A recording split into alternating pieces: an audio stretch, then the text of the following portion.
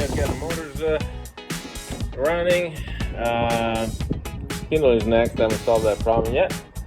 But we got the machine running off of Mach 3, off of the MPGs, my friend. Let me see if I can show you. I'm pressing that button this way. You can see the y-axis moving.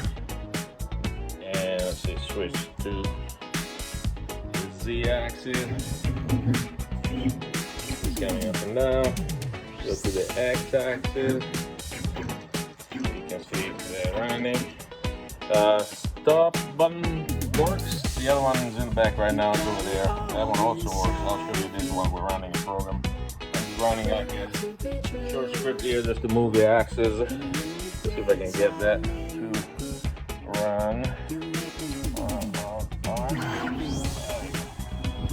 It will be fairly quick.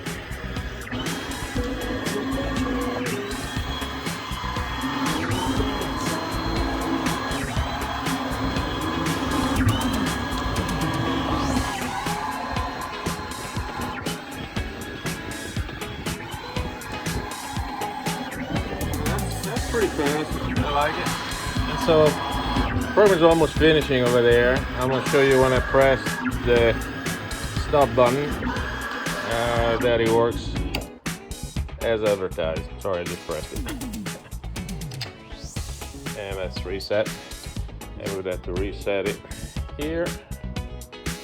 Now it's reset. Let's see if it starts again. And now it continues on. And now I'll show you the other button. This one right here.